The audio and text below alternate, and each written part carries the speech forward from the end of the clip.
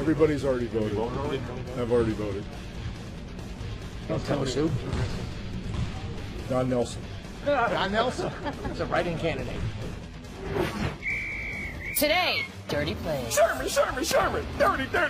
You owe somebody money when you do that. You know that, right? Yeah. Clipper hopes. How about Clip City, Chip City? It's our year, baby. Every year I've heard this. Whatever. And Jerry talk. Oh, Steven, get your daddy. What is he talking I about? thought we were done with this story. We're not? Nope. Plus snakes. And something is about to happen bad. But Sports Nation starts now. It's so good.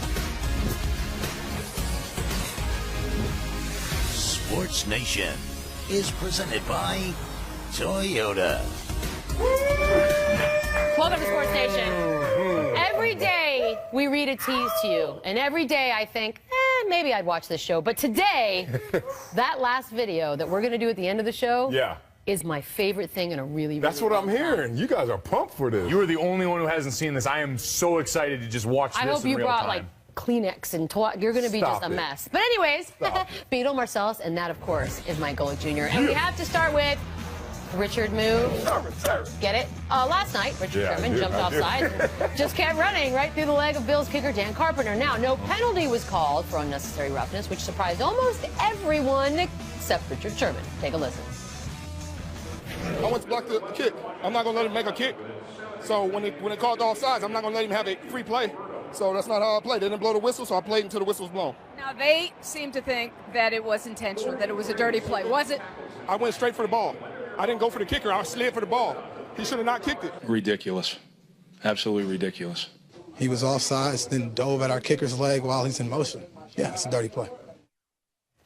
Don't worry, Dean Blandino has weighed in, confirming it was unnecessary roughness. But the Bills are acting like it's the dirtiest play of all time, Marcellus. Is it? It's up there. I mean, I really can't imagine a play that's dirtier because of a guy's conscious movements and conscious actions, and he knows he's wrong through the entire process. Let me take you through this. Playing defensive end before, I've jumped off sides numerous times, and every single time I did it, I knew I was off sides. But I'm not going to stop until you tell me to stop, because I'm waiting on the officials to make the call. So already, he's cognizant that he's off sides. Rule number one that you violated. Rule number two that you violated is you never block a kick this way. You're taught to block a kick by cleaning the table. They teach us. You have to run 1, 2, 3 timing, clean the table. And if you see Let me see this. This is the way you do it. Dominique Rogers Goodness. That's how you block the kick. You jump in front of the guy, you clean the table, and you make sure you avoid the kicker. I've never seen a guy say, oh, I went for the ball, but I turned my back to the kicker. Who knows if he kicked it or not, because my back was turned to him, and I ran into him. That is such a dirty play. He needs to be shamed. And listen, I've been a part of enough cut blocks on the other side to know exactly what it looks like right there. And once you dip that shoulder and go into the body right there, that's textbook. He drove right through the hip plate, everything you want to see out of a cut in a legal situation. And then he's got the audacity on the back end to go and say, well, he shouldn't have kicked it right there. As if he hit him in the after swing once he's already gone through the motion. You hit him right during that kick, knowing damn well what you were doing. When is the offsides a license to kill? Like, I've jumped off sides, the quarterback standing there. I'm like, you know what? Let me lay off him because this is illegal. Oh, you have? You didn't wait for a whistle. Because he said he waited for a whistle. You don't run up to him and DDT him. Especially when the guy's in a compromised position like that. Kickers are people, too, and at that point, he's very open to a serious injury right there, the way he's planting, the way he's getting ready to go. Did you just say kickers are people, too? They do, as much as that hurts me. Election day, everybody's open-minded. 2016. I guess we are. It's like today's the beginning or the end of something. That was a play. It was just one part of a comedy of errors for the officials last night. This we can all agree on. We're going to relive the blunders now. After Richard Sherman took out Dan Carpenter, Carpenter had to leave the game by rule because unnecessary roughness wasn't called by the refs. That now forces Rex Ryan to run another play so he can get Carpenter back out on the field. When Carpenter does get back on the field, he makes the field goal. Hooray! However, it did not count. The Bills were wrongly called for delay of game because the refs were still spotting the ball with 4 seconds on the play clock. The ball was moved 5 yards back. This time around, he misses the kick, and of course, Rex Ryan loses his mind. Now, Golick, I ask you, according to Ed Werder, those officials may face discipline for all the errors that we just saw. At this point, should the league suspend this crew? Absolutely. I wouldn't see why you wouldn't go out and punish at this point when that's the only recourse you have.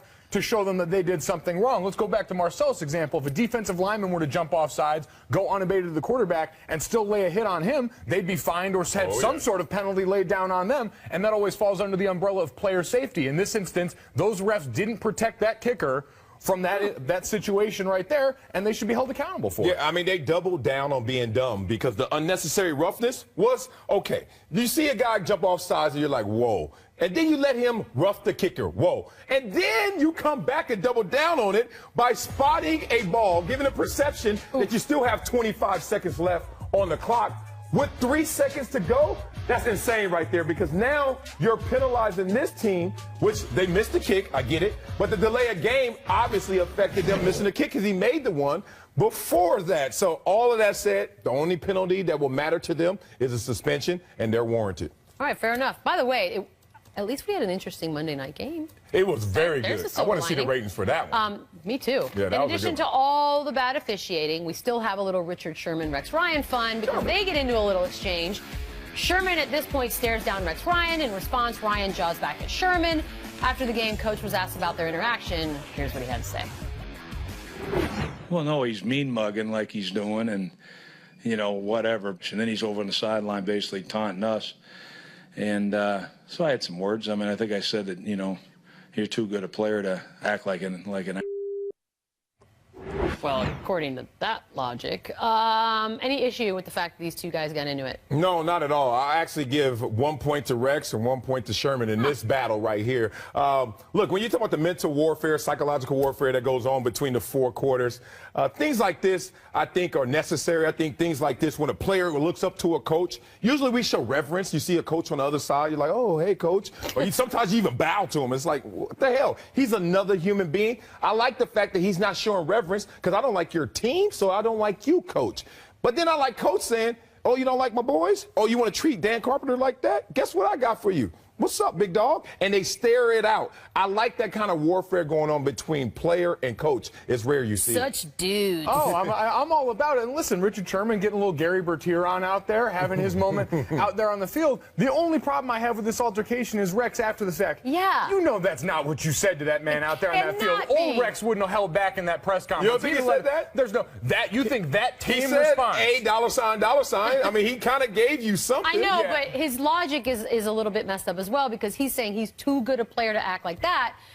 In reality, that's how Rex acts all the time. So is he saying he's not too good a coach to act like that? Well, he's talking about the hit on his kicker. He's like, I just like to read into this. Right. Neither of these guys are above petty. I think Rex told the truth. He's like, dude, why would you hit the kicker? You're too good a player to act like blank. I think that's fine. Like, you run into my kicker and play it off. You're too good for that, brother. You can do better than that. I just think it was more colorful than that, knowing the Rex Ryan that we know and love. The original where he comes out on the field, there are a lot of F-bombs flying. Yeah. A lot. Okay, I could in all fairness. Let's do some jeers. We'll do 3 of them for your pleasure today.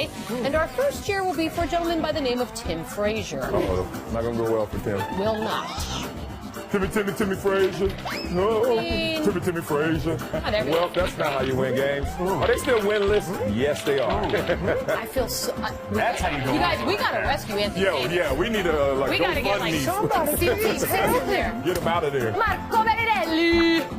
Brother. Man. I don't care. He's still Italian, and I still love him. Yeah. Really? You still root for him? Why not? Bonus points for the motherland. That's like that failed onside kick. I'll give you bonus points for the audacity. I'm just saying. Like, we got a cyclist in the show? Let me see this. Cyclocross action, I believe it's called. Damn. What the? Whoever designed that? What is this? Wait, what do you just carry your bike? What is happening? Yeah, who are these dudes that just decide this? just... Right. The bike is an accessory. Like, you don't really need it. Well, that guy didn't get the memo because everybody else is carrying If he was clipped in, he's done. Idiot. All right, last night Steph Curry hit an NBA record 13 three-pointers, but he did it against, of course, the winless Pelicans. So how impressed are we really? We'll discuss it next. Pop shot look good. This is Sports Nation. Sports Nation is presented by Toyota. Let's go places.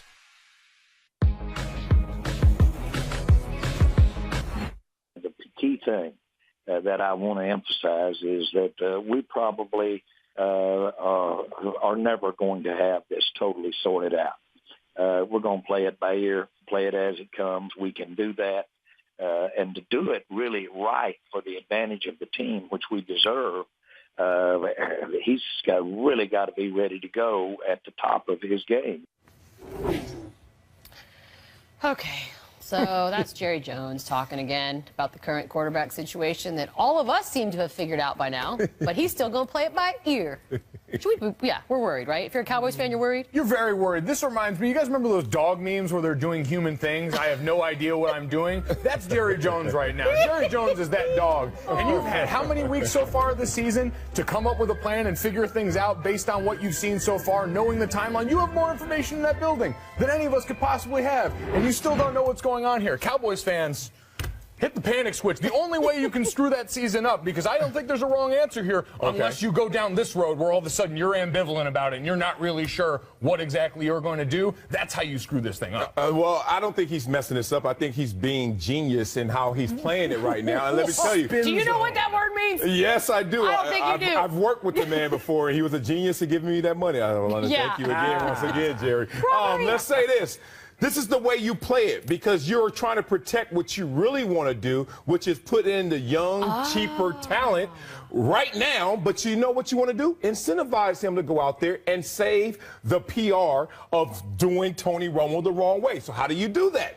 You go from this stance. Remember this early in the season? This is Romo's team. And then now it's turned into we'll play it by ear. You know what the next statement will be? Well, Tony came to us and said it's best for the team. And then guess what? You get Dak Prescott at $500,000 going forward, and Tony Romo brings that salary down, and you got the best of both worlds. Genius, Jerry. Genius. Now, settle down. Next up, and I've got to say these next words slowly, Slip City or Chip City. I don't like what you Too much for television. Last night, the Clippers embarrassed the Pistons 114-82, and now they find themselves with a 6-1 record, second place in the Western Conference. And everybody, or maybe just Marcellus, is all fired up about the Clippers, but tell me how they're going to mess it up this time. Whatever. First of all, we're not in second place. We're tied for first. Does that sound good? Yeah. No, actually, we are in second place. But we have the same records, so don't do that.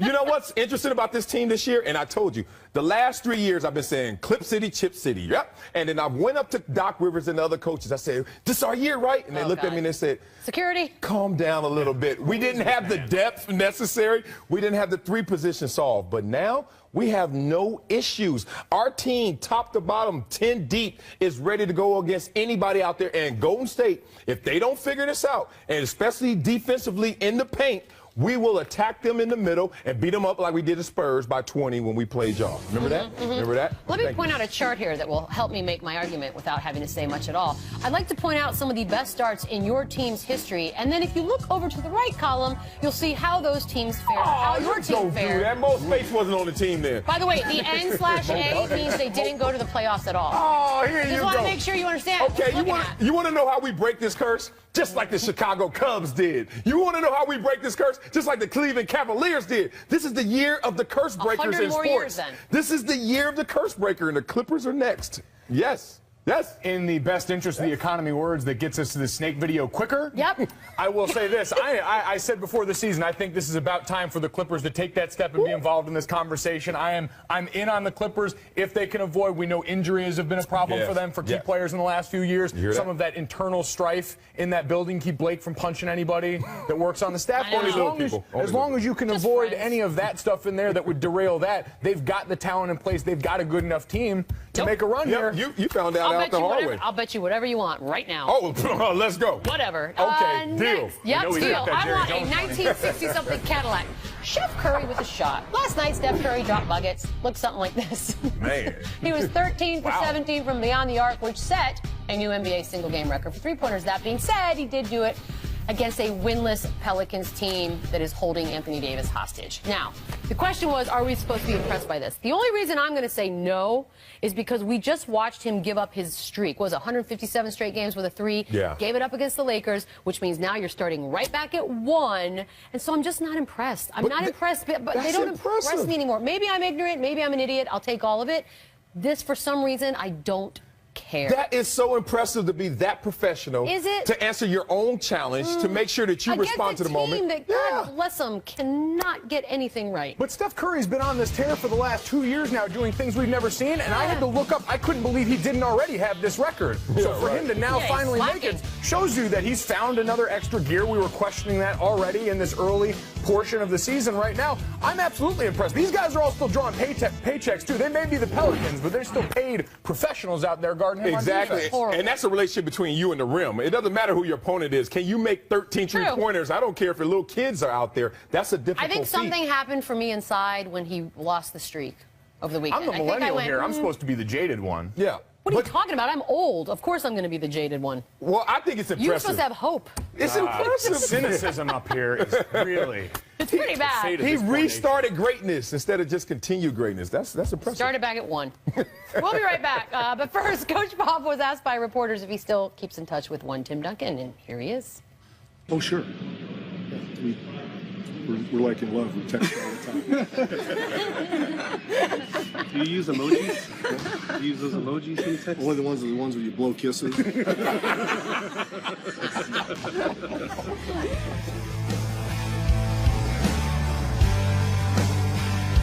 Oh, he's beautiful. Yeah. We have to do I have to talk about something else. Loser brothers. Oh, wait. This bro lost a bet and had to do that? Bros continue to advance chugging culture and the technology around it in a way I never thought possible. You guys are idiots. Some part of that is cool. Really. Some part of that is really cool. You never see women doing stupid stuff like this. You never. Well, look at did she make the 30-footer? I mean, that's what it is. If she made it, she doesn't have to do it. He didn't make it. So now that's the challenge. To think that you people have been in control this whole time. That's how we apply our look at this. You get paid more than we do. I mean, this is ridiculous. Really? Yeah. Okay, well, maybe not everywhere. It's a gender issue, huh? For a lot of not places. Not a stupidity issue. 70 cents on the dollar to chug. Winning. Take a listen. Oh, no. Fans are excited. One more miss. And you know what that means. Free chicken sandwiches for everybody tomorrow. Actually, for the next week. Everybody's eating. Everybody's happy in Verizon Center. Marcellus, look what they wrote in the teleprompter. They called you Portly and Bigly. Portly and Bigly. Bigly. And they want to know if you think that a chicken sandwich eases all the pain. Absolutely it does. Let me tell you, I remember going to a college football game and they lost. It was New Mexico, I remember. And it was at Qualcomm and they got beat down. But they were excited because they had In-N-Out catered at the game. Come on. They were all pumped up. I was like, it can ease the pain, brother.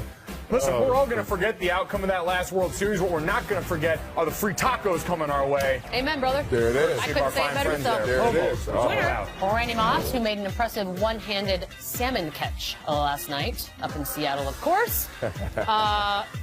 What's more impressive, that or that? I think the catching fish. Or kicking? I think catching the fish. Okay. Yeah, and then letting him high-five you with fish sauce coming at you. Did you watch the high five? Fish guts for yeah, but watch the high five. Splash, splash. Oh, he did one-handed. That's See, we don't have the video. None of this is impressive as Shefty going through the dodgeball gauntlet there back in Bristol with that crew. None of this matters. Oh, yeah. Watch the baby iguana video, and if you haven't voted, go do it now. You've got time. And watch it from the beginning. Oh, God.